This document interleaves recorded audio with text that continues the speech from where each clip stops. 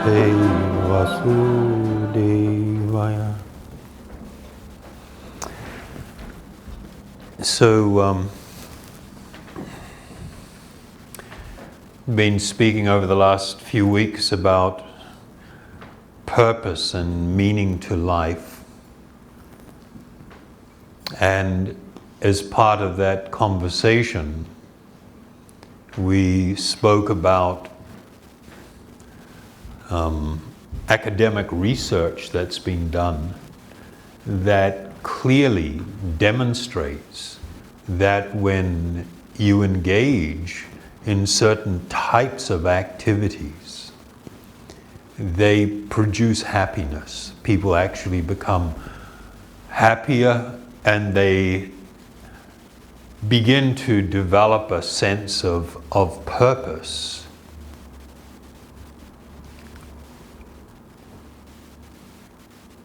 In one of the concluding statements to their introduction, these academics wrote that people who have meaning and purpose in their lives are happier, they feel more in control, and they get more out of what they do.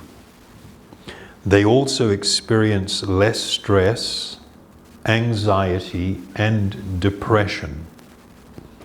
But where do we find meaning and purpose?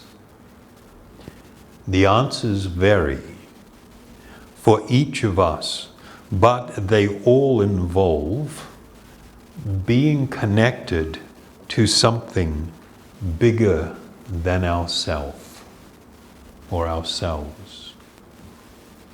And this is, from a spiritual perspective, profoundly true. One of the things that we've discussed and talked about is that on the spectrum, on one side of selfishness or self-centeredness, and on the other side, selflessness. As one approaches and gets closer to the spectrum of self-centeredness, one's life automatically, because of the nature of your pursuit of happiness, the nature of your interpersonal relationships, the way that you see things, will fundamentally lead to, or produce at least, unhappiness. And when I say self-centeredness, I'm not talking about the bratty kid in the supermarket screaming because he's not getting his lollies. I'm talking about, us, and how we have this powerful tendency to really look at everything in relation to myself. I decide what I'm going to do, what I'm doing with my life, the nature of my connection and relationships. Often it's about, I like it or I don't like it, what I'm getting out of it, what's in it for me. And this is of course, it's human nature, but we understand in the spiritual teachings of the Vedas that we actually have a higher and a lower nature. The higher nature is that nature that is closer to our deeper spiritual being, the soul itself.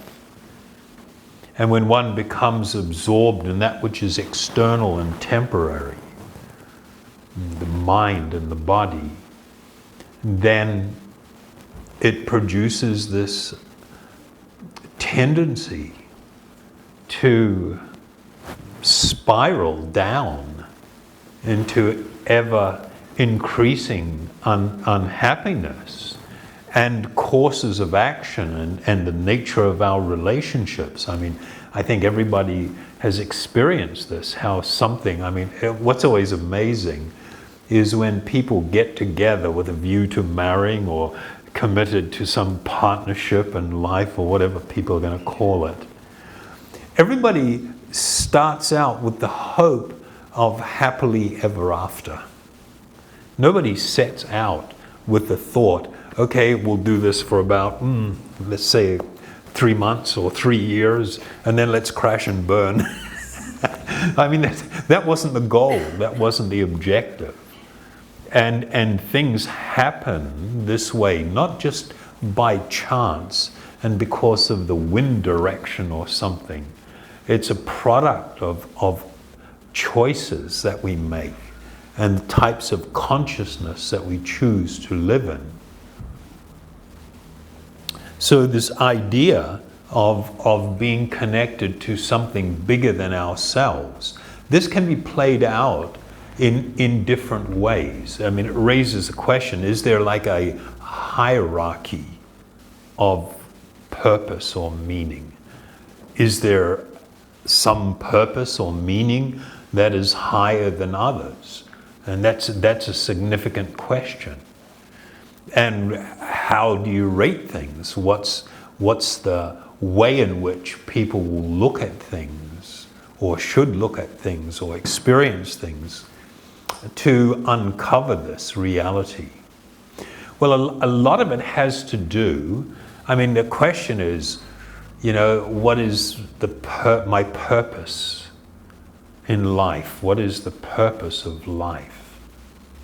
And the way in which you will answer that will be determined by what you consider your life. This is not a flaky idea. This is a really profound truth.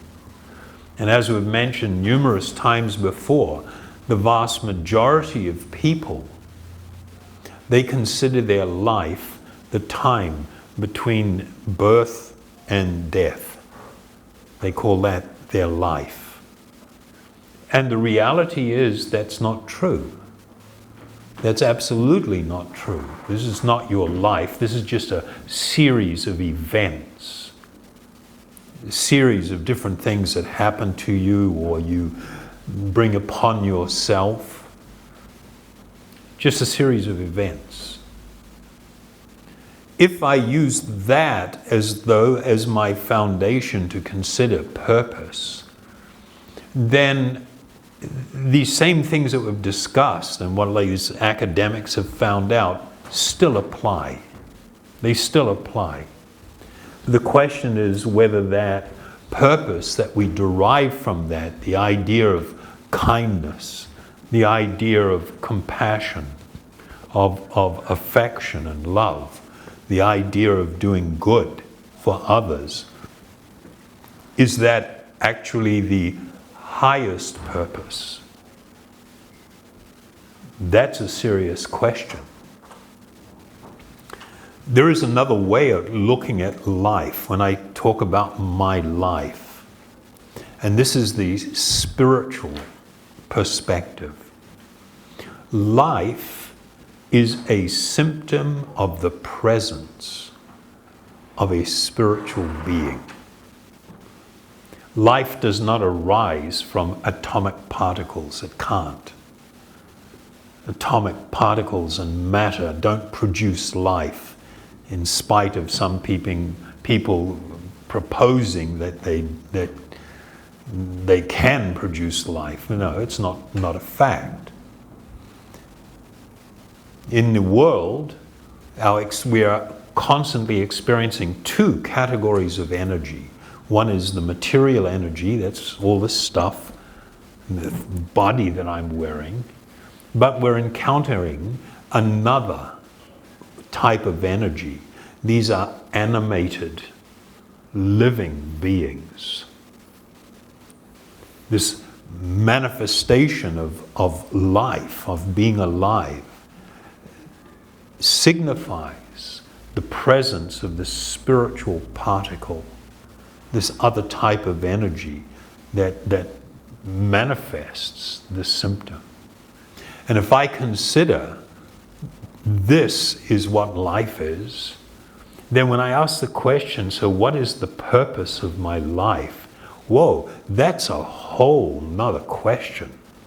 If I think my life is the period in between birth and death, then I can come to certain conclusions, obvious conclusions. But if I relate to life as being my inherent characteristic, me as a spiritual being residing within this body, then I ask that question, what is the purpose of this life? That's like, whoa, now we're getting really serious. This is the really big question. Whether a person chooses to seek purpose in this period between life and death and the events surrounding, what goes on during that's fine, that's fantastic. Definitely people need to do that. But is it going to answer the very big question? The big question of who am I? What is my true purpose? Why do I feel alone? Why do I feel out of place? Why do I experience emptiness? These are things that everybody experiences. So, I'm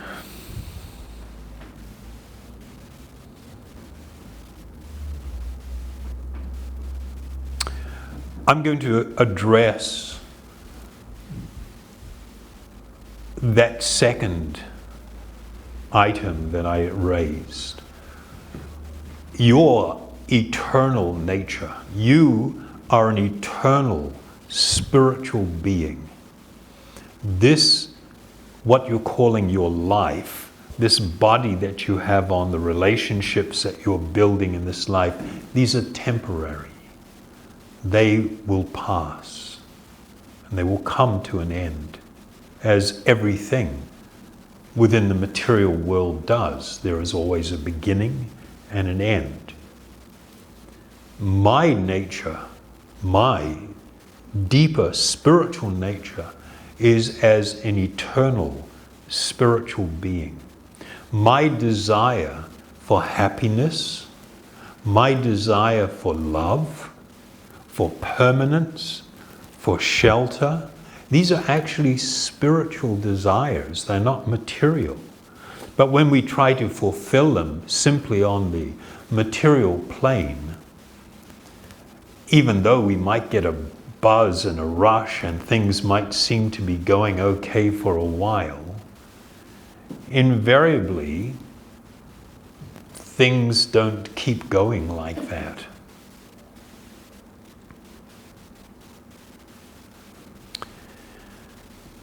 Last week we talked about then, how can you actually know whether there's a higher purpose and higher meaning?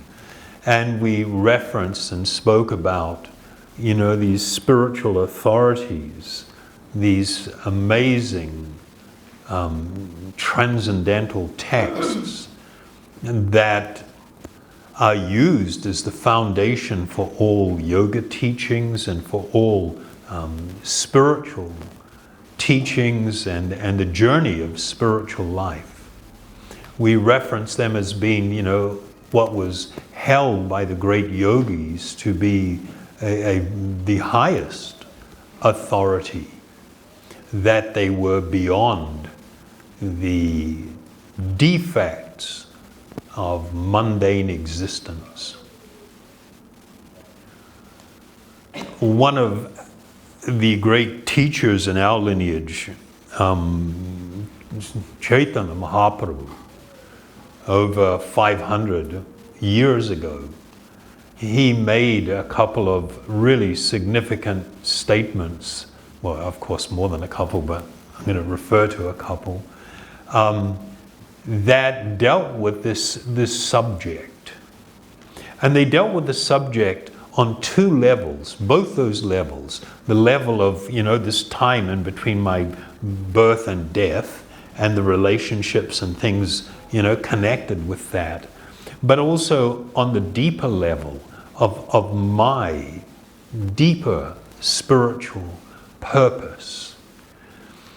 So he stated that one who has taken his birth as a human being, and I'll just pause here for a minute. There is this recognition that all life is exactly the same, meaning that we are all equal. Even if life manifests in a lower life form, that lower life form that we may refer to as an animal or anything like that, that's only the covering. The living being, the spiritual being, the Atma, the self within. We are all brothers and sisters. We are all equal. There is no higher and no lower. Human birth was considered so important because it is only when one has this human covering that we are able to ask the question, so what's it all about? Why am I here? What's it for? That in other forms of life forms, one is compelled to act on desire, on mental states, on instinct. One is compelled to act. The human being is not automatically compelled. We can exercise restraint. We can question. So one who has taken his birth as a human being should, now two things, make his life successful and work for the benefit of all others. So we'll get to the first part of that in a moment. But expounding on working for the benefit of all others, he went on, it is the duty of every living being to perform welfare activities for the benefit of others with his life, with his wealth, with his intelligence, and with his words. And by his work, thoughts, and words, an intelligent person must perform actions which will be beneficial for all living entities in this life and in the next. So even the thought of doing good for others, welfare activity, it's not like a person should only focus on the spiritual, if I can put it that way, and then be very neglectful of all others. No, that is a reflection of not having a very developed understanding that there is a need and a requirement, and there is a practical manifestation of a person's spiritual development is to feel tremendous empathy for all and to be concerned with their physical well-being and also their spiritual well-being. So the reference to the first thing that he stated, that one should make their life successful, he defined that very clearly as it is clearly already defined in the Vedas and other authoritative texts, that you will only experience complete fulfillment, complete happiness, when one reestablishes this lost connection with the highest truth, with the actual Lord of our heart. So I'm going to read you a verse from the Svetasvatara Upanishad. And it states that the one supreme soul, Ishvara, who lives hidden inside all created things, he pervades all matter and sits within the hearts of all living beings. As the indwelling supreme soul, or Paramatma, he supervises their material activities, and thus, while having no material qualities himself, he is the unique witness and the bestower of consciousness. So this theme is also spoken about in the Bhagavad Gita, which many people are familiar with.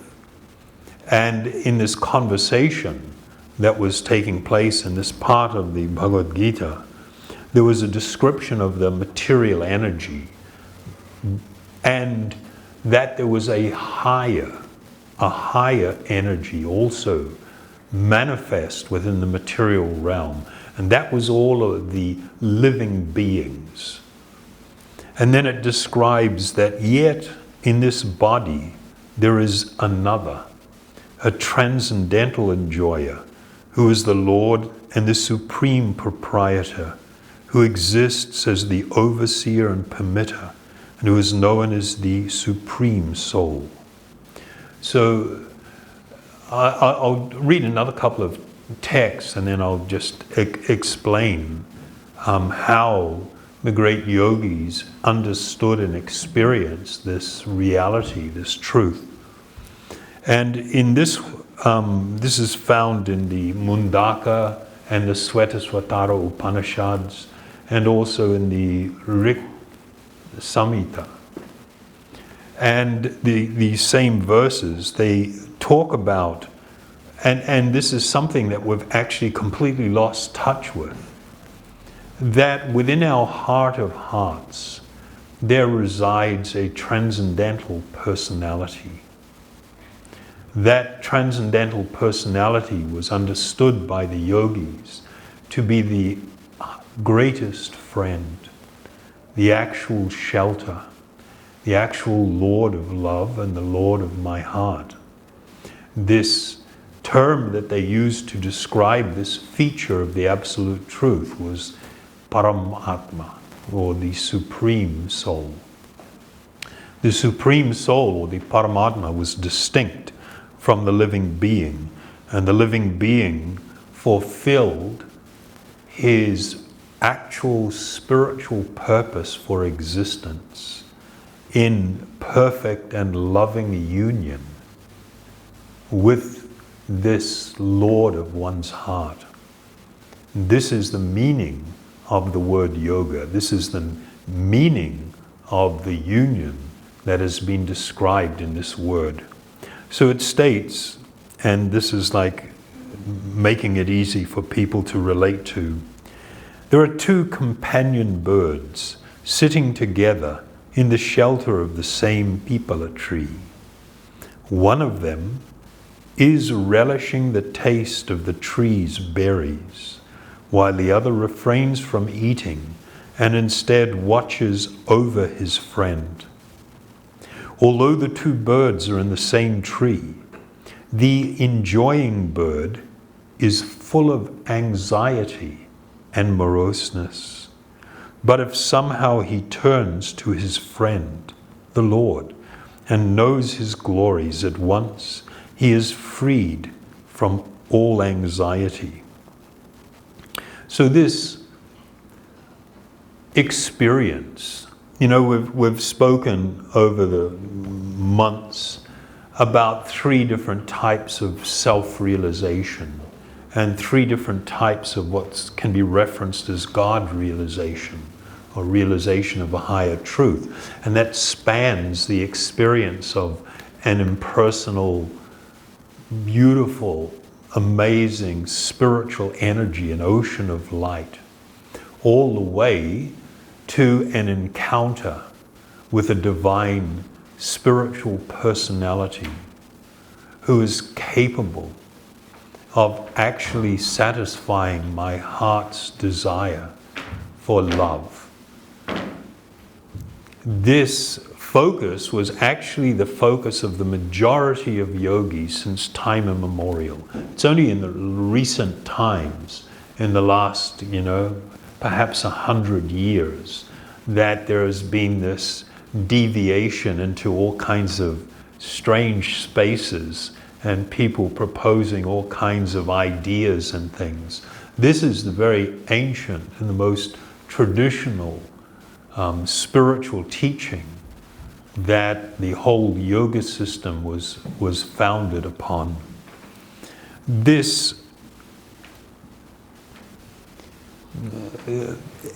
It was stated in the Vedas that humanity at large, they pretty much developed 4 kinds of focus. And it may be at different points in their life they had these focus which became their goal temporarily or their purpose temporarily. The first was called dharma, which referred to leading a righteous or life, a life of goodness, of some religiosity, if we can use that term. Then there was artha, which described the pursuit of economic development as being the primary focus in a person's life. Kama speaks to the desire for sensual happiness, to experience different sensual stimulation and to revel in that. And of course, we've already discussed, even though that's the goal in most people's life, it doesn't factually produce happiness. And then this 4th goal was called moksha. Moksha literally means liberation, the desire to become free from the suffering nature of material existence.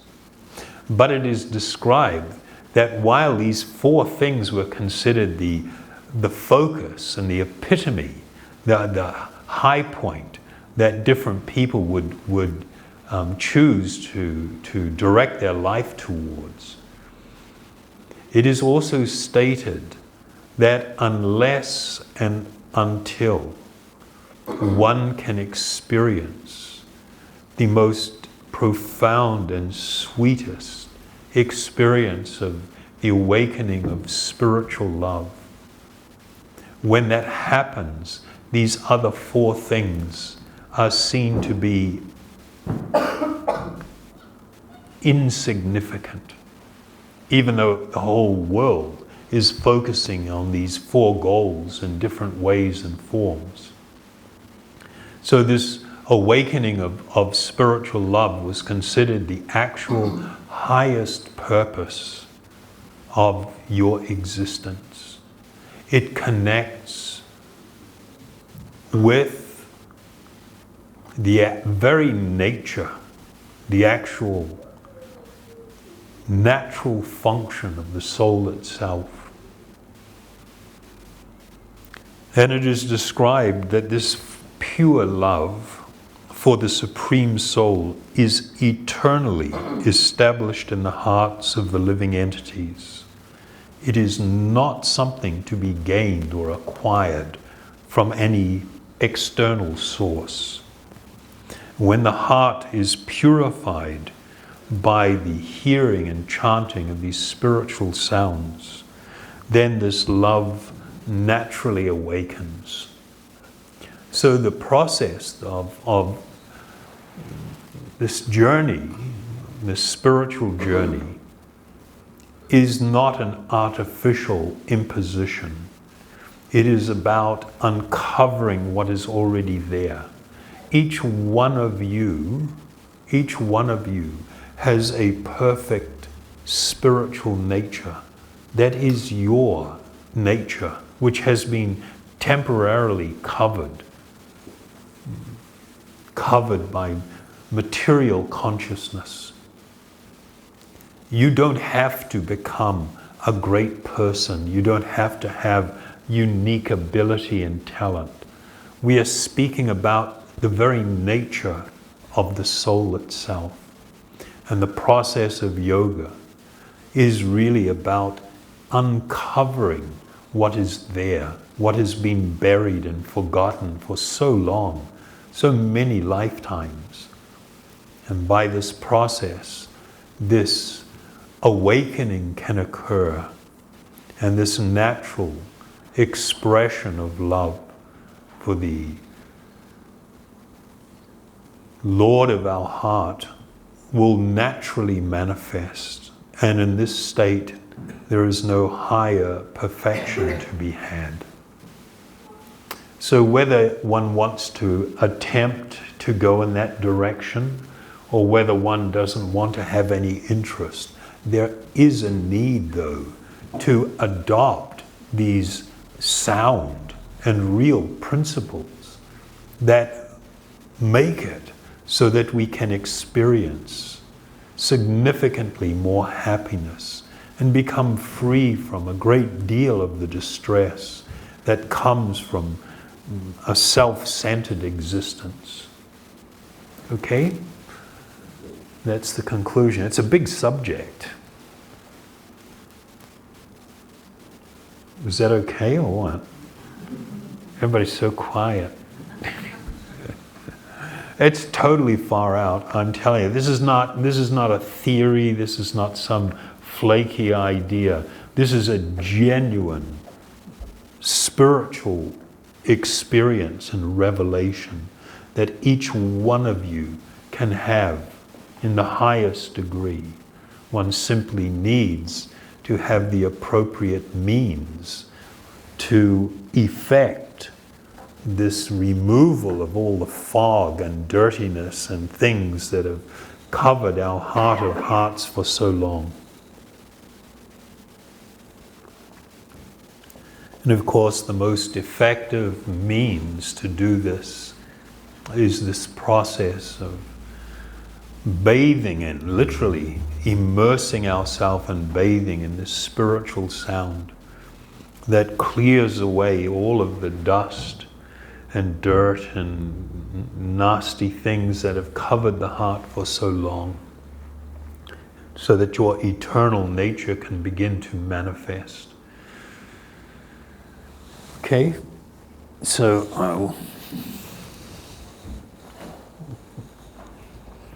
I'll probably fall over the table if I stand up. No, I mean,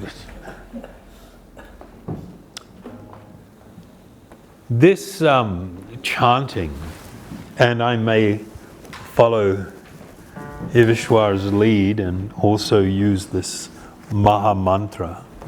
This chanting, it is actually the song of the heart. It is the cry of the heart.